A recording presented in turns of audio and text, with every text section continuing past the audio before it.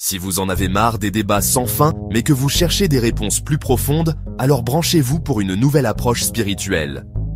Des controverses actuelles. Chaque semaine, sur The Sowers Podcast, nous plongeons dans les sujets brûlants qui font la une: politique, culture, identité, et bien plus encore. Mais voici le truc. Nous explorons tout cela d'un point de vue spirituel et biblique, pas seulement ce qui est tendance sur les réseaux sociaux. Il ne s'agit pas de faire la morale, ou de prendre parti. Au lieu de cela, nous posons les grandes questions. Que dit vraiment la foi à propos de la justice? Comment la sagesse biblique peut-elle nous guider à travers les plus grands défis de la société? Nous n'avons pas peur d'être honnêtes, de creuser en profondeur et de remettre en question le statu quo, parce que parfois, la sagesse la plus ancienne offre la perspective la plus fraîche. Alors si vous êtes curieux, ouvert d'esprit et que vous cherchez un sens au-delà des gros titres, abonnez-vous et rejoignez-nous pour une nouvelle conversation chaque semaine. The Sowers Podcast. Semer des graines de réflexion au cœur de la société. Bonjour à tous et bienvenue sur notre chaîne. Aujourd'hui, on va parler d'un sujet qui suscite beaucoup de débats. Le féminisme. Qu'est-ce que c'est au juste? Le féminisme, c'est un mouvement social et politique qui milite pour l'égalité des droits entre les femmes et les hommes. Son but est de dénoncer et de combattre les inégalités de genre, qu'elles soient légales, économiques ou sociales, tout en promouvant l'autonomie des femmes. Beaucoup considèrent que ce mouvement est né d'une rébellion contre une autorité masculine mal exercée, une sorte de révolte face à une domination perçue comme injuste. C'est un peu comme un peuple qui, à force d'être opprimé, finit par se soulever. Cette perspective suggère que si l'homme a parfois été un oppresseur, c'est peut-être parce qu'il n'a pas bien compris son propre rôle et sa place. Mais si on regarde les choses sous un angle spirituel, quelle lecture peut-on en faire? Le féminisme, bien qu'il semble offrir une solution au problème du patriarcat, pourrait-il être perçu autrement? Certains y voient une forme de rébellion contre l'ordre et le plan divin. Pour explorer cette idée, nous allons nous tourner vers les textes bibliques. Commençons par ce passage bien connu de la Genèse. Elle, Éternel Dieu dit, il n'a, et pas bon que l'elle, homme soit seul, je lui ferai une aide, qui soit son vis-à-vis. Cette phrase est absolument capitale. Elle nous révèle le désir profond de Dieu pour la communion. L'homme, bien qu'entouré de toute la création, ressentait un manque, une solitude que les animaux ne pouvaient combler. Il lui manquait un vis-à-vis, une personne avec qui partager, échanger et construire. Alors, Dieu met en scène une sorte de procession. Il amène tous les animaux à Adam, qui leur donne un nom. C'est un acte d'autorité, de gouvernance. Adam exerce la responsabilité que Dieu lui a confiée. Mais à travers cet exercice, une prise de conscience s'opère. Pour l'homme, il ne trouva pas d'aide qui soit son vis-à-vis. Aucun être ne lui correspondait, personne n'était à sa hauteur pour être un véritable partenaire. C'est là que le récit prend une tournure magnifique et intime. Dieu ne crée pas la femme à partir de la poussière, comme il l'a fait pour Adam. Non, il choisit une autre méthode, pleine de symboles. Il plonge Adam dans un profond sommeil, prend l'une de ses côtes, et de cette côte, il façonne la femme. Ce geste est d'une profondeur incroyable. La femme est issue de l'homme, littéralement, os de ses os et chair de sa chair. Quand Adam se réveille et la voit, son cri est un cri de joie, de reconnaissance. Voici bien cette fois, enfin. Il a trouvé celle qui lui correspond parfaitement. Il la nomme femme, Isha, en hébreu, car elle est tirée de l'homme, Ish. Leur nom même souligne leur lien indissociable. Cela nous amène à 2 points essentiels. Premièrement, l'ordre de la création. Adam est créé en premier, puis Ève. Cela établit un principe d'autorité et de responsabilité pour l'homme. Mais attention, ne nous y trompons pas. La création de la femme ensuite ne signifie absolument pas qu'elle est inférieure. Au contraire, elle est la touche finale, le chef-d'œuvre qui complète la création de l'humanité. Ils sont créés égaux en valeur et en dignité, mais différents dans leur rôle. Deuxièmement, le plan divin pour l'union. Le texte conclut: « C'est pourquoi l'homme quittera son père et sa mère et s'attachera à sa femme, et ils deviendront une seule chair. » C'est la fondation du mariage. 2 individus distincts, un homme et une femme, sont appelés à former une nouvelle unité si profonde qu'ils ne font plus qu'un. Il n'y a ici aucune place pour la discrimination ou la suprématie de l'un sur l'autre. L'homme a reçu une mission de gouvernance, et la femme est sa partenaire égale, son aide. Le mot hébreu pour aide, Ezer, est souvent utilisé dans la Bible pour décrire Dieu lui-même. C'est une aide puissante, un soutien indispensable. La femme n'est pas une assistante, mais une alliée stratégique pour accomplir ensemble la mission que Dieu leur a confiée. Pour mieux visualiser cela, prenons l'image du corps. Si l'homme est la tête, qui donne la vision et la direction, la femme est le cou qui soutient cette tête, qui lui permet de bouger, d'agir, et qui est tout aussi vitale. Une tête sans cou, ou un cou sans tête. Ça ne fonctionne pas. Chacun a un rôle et une place essentielle, et c'est dans leur complémentarité qu'ils trouvent leur pleine expression et leur force. La vision biblique est celle d'un partenariat harmonieux, d'une unité dans la diversité, où deux êtres, égaux et différents, s'unissent pour accomplir un but plus grand qu'eux-mêmes. Pour comprendre cette rupture, nous devons remonter au tout début, au Jardin d'Éden, comme nous le raconte le livre de la Genèse. Imaginons la scène.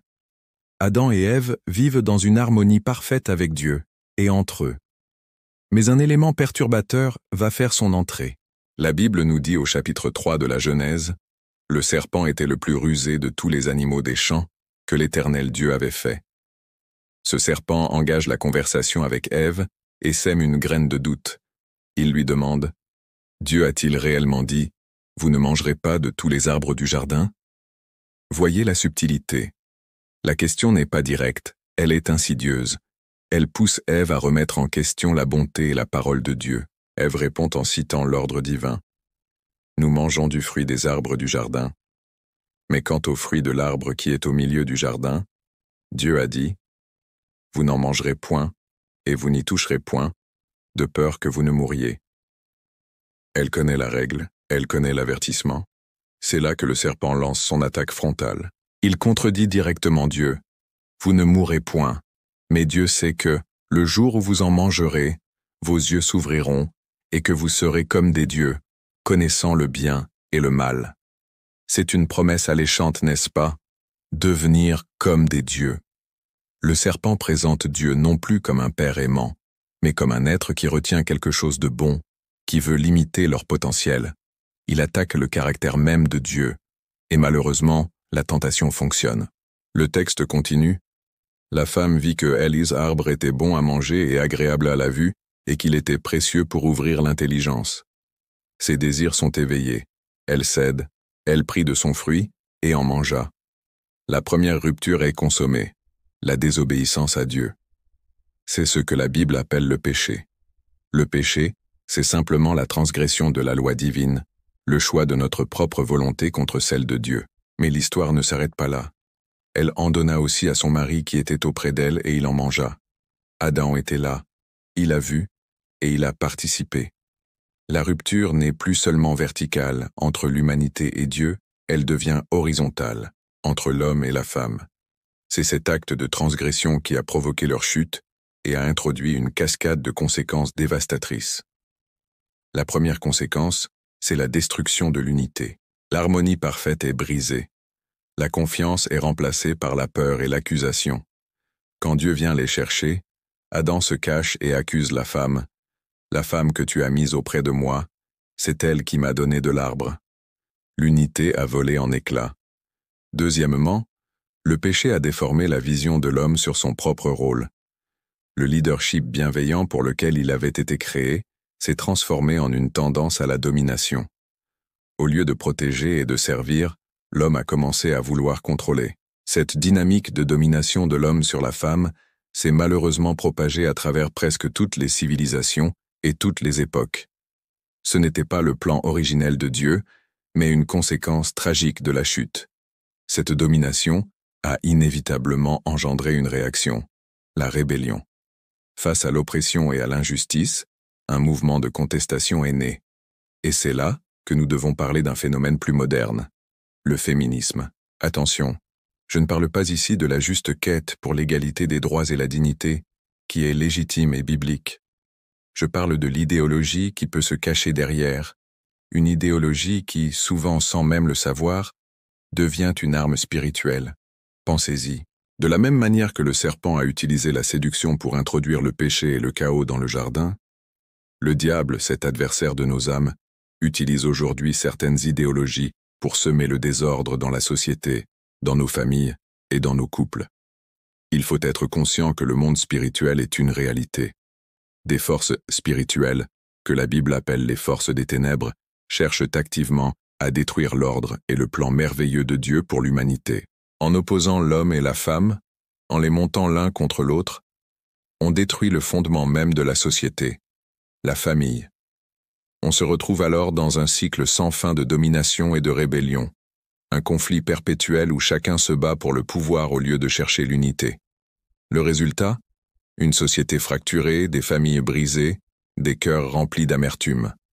On a essayé de régler le problème par nos propres moyens, en créant des lois, des mouvements, des philosophies, mais on n'a fait que panser la plaie sans guérir la racine du mal, qui est le péché dans le cœur humain.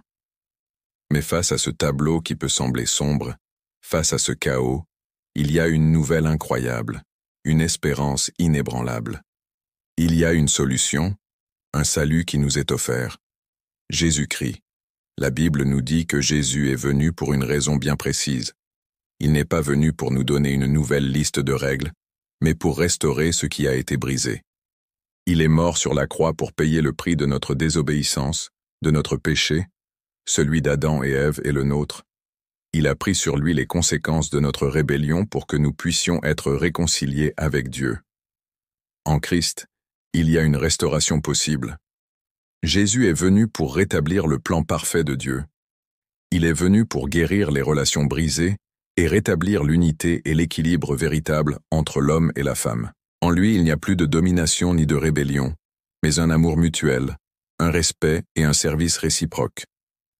L'apôtre Paul écrit dans l'Épître aux Galates, « Il n'y a plus ni juif, ni grec, il n'y a plus ni esclave, ni libre, il n'y a plus ni homme, ni femme, car tous vous êtes un en Jésus-Christ. » Cela ne veut pas dire que nos différences sont effacées, mais qu'en Christ, elles ne sont plus une source de division ou de hiérarchie de valeurs.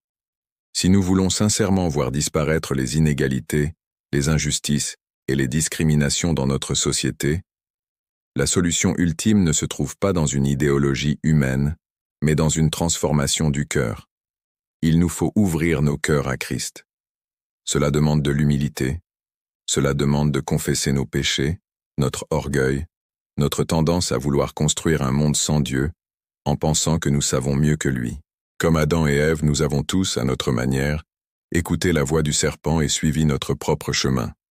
Mais aujourd'hui, une autre voie est possible. La voie de la restauration, la voie de la grâce.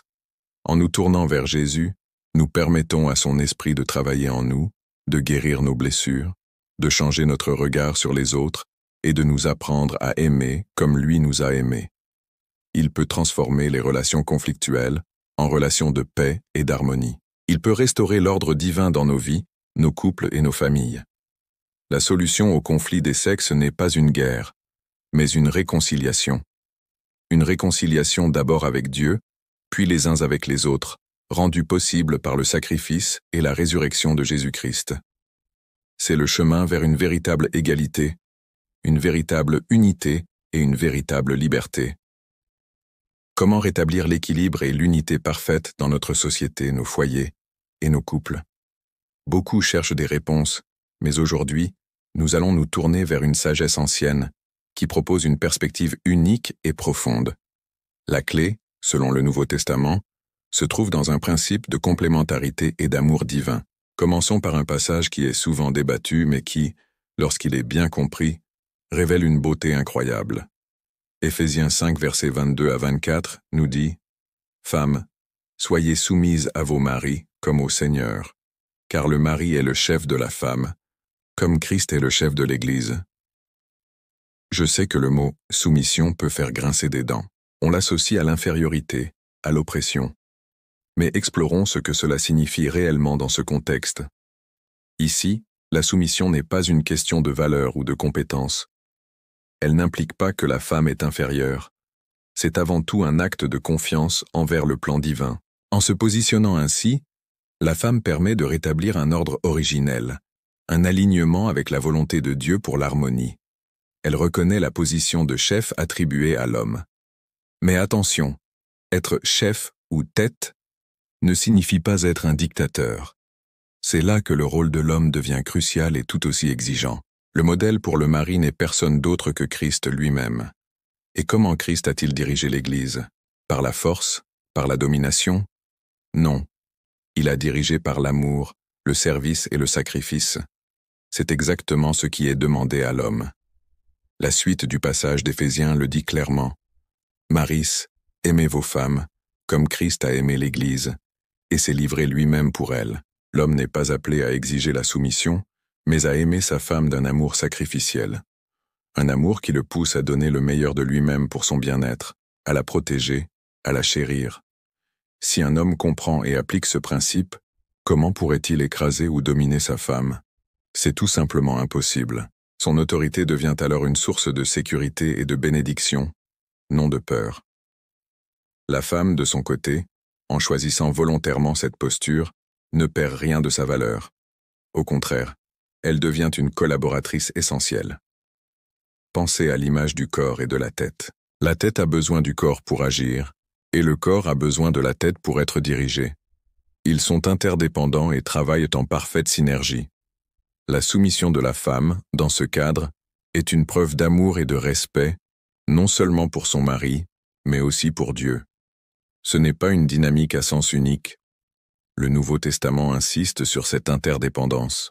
Dans 1 Corinthiens 11, on lit « Toutefois, dans le Seigneur, la femme n'est point sans l'homme, ni l'homme sans la femme. Car de même que la femme a été tirée de l'homme, de même l'homme existe par la femme. Et tout vient de Dieu. » C'est une affirmation incroyablement puissante. L'un n'existerait pas sans l'autre. Dieu a conçu cette complémentarité dès le commencement. Ce que l'homme peut apporter à la famille et à la société, la femme ne le peut pas de la même manière, et inversement. Ce que la femme apporte est unique et irremplaçable. C'est ça, l'équilibre parfait. Chacun a sa place, son rôle, sa valeur intrinsèque. Ce n'est pas une compétition pour savoir qui est le meilleur, mais une coopération pour accomplir ensemble quelque chose de plus grand. Beaucoup de mouvements aujourd'hui cherchent, avec de bonnes intentions, à corriger des injustices bien réelles que les femmes ont subies et subissent encore. Le féminisme, par exemple, a mis en lumière de graves problèmes d'oppression. Mais il propose des solutions humaines qui parfois créent d'autres déséquilibres en opposant l'homme et la femme. La Bible, elle, ne soutient ni l'inégalité ni l'oppression. Elle enseigne une égalité parfaite de valeur et de dignité entre l'homme et la femme, mais une égalité qui s'exprime dans la complémentarité et l'ordre divin. La solution parfaite pour guérir les blessures et restaurer l'harmonie ne se trouve pas dans une lutte de pouvoir, mais en revenant à la source, en Christ. C'est en lui que l'unité, l'amour véritable et l'équilibre voulu par Dieu sont restaurés. Il ne s'agit pas de revenir à des traditions humaines dépassées, mais de redécouvrir un principe divin qui est intemporel, libérateur et source de vie. En acceptant nos rôles respectifs, non par contrainte mais par amour, nous pouvons créer des relations, des familles et une société où chacun peut s'épanouir pleinement. C'est un chemin exigeant, pour l'homme comme pour la femme. Il demande de l'humilité, du sacrifice et beaucoup d'amour. Mais c'est un chemin qui mène à une paix et une unité que le monde ne peut offrir. Merci d'avoir écouté cette réflexion. J'espère qu'elle vous a apporté un nouvel éclairage. Si ce message vous a parlé, n'hésitez pas à laisser un commentaire pour partager vos pensées. Aimez la vidéo et abonnez-vous pour ne pas manquer nos prochaines discussions. Prenez soin de vous et à très bientôt. Et